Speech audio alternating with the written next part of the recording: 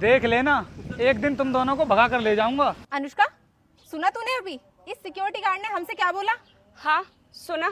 अभी वो security guard क्या बोल रहा था तू अभी? जरा फिर से बोलना। अरे क्या हो गया मैडम, मैंने तो कुछ भी नहीं बोला है आपसे। ज्यादा होशियार बनकर मत दिखा, हमने सब कुछ सुन लिया है अपने कानों से कि तूने हमसे क्या बोला था। अरे जब सुन लिया है तो फिर मुझसे क्यों पूछ रही हो? अगर इच्छा है तो अभी चलो, हमेशा खुश रखूंगा तुम्हारे लिए, कभी किसी चीज की कमी महसूस नहीं होने दूंगा। खुद की तो कमी पूरी हो नहीं रही है और हमारी कमी पूरी करने की बात कर रहा है। और इसकी हालत तो देखो, 2 कौड़ी की सिक्योरिटी गार्ड की नौकरी कर रहा है और ये हमें खुश रखेगा। बेटा हमारे पति ना महीने के लाखों कमाते हैं और तू कहाँ महीने के 10-12 हजार रुपए कमाने वाला, तो तू हमारी ख्वाहिशों को पूरा करेगा? कैसी बात कर रही हो मैडम, पैसों से ना इंसान की सिर्फ जरूरतें पूरी होती हैं, असली खुशी तो प्यार करने में ही मिलती है। और मुझे पता है कि आपके पति ना आपसे सही से प्यार करते ही नहीं है, इसीलिए तो आप खुश नहीं हो, बस मेरे सामने खुश रहने का दिखावा कर रही हो। तुझे कुछ ज्यादा ही पता है कि हमारे पति हमसे प्यार नहीं करते। तू अभी हमारे बारे में जानता ही क्या है? सालू तू भी अपने हस्बैंड को कॉल कर।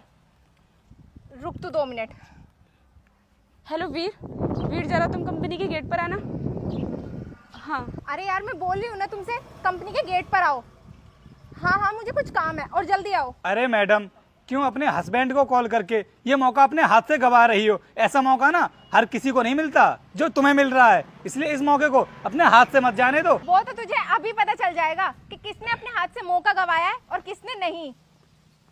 बोलो अनुष्का, क्या हुआ? अरे तुम दोनों इतनी धूप में क्या कर रही हो?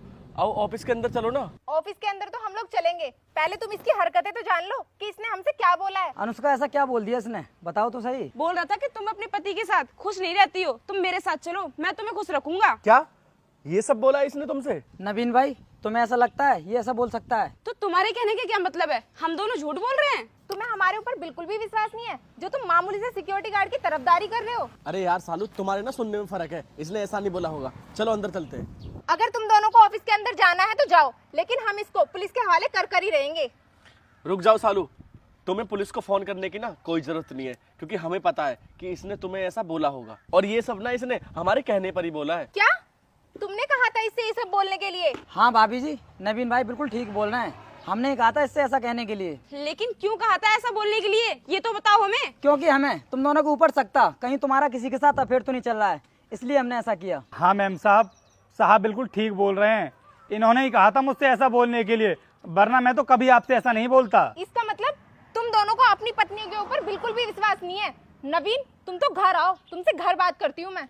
और हाँ तुम भी घर आओ, तुमसे तो मैं पूछूंगी।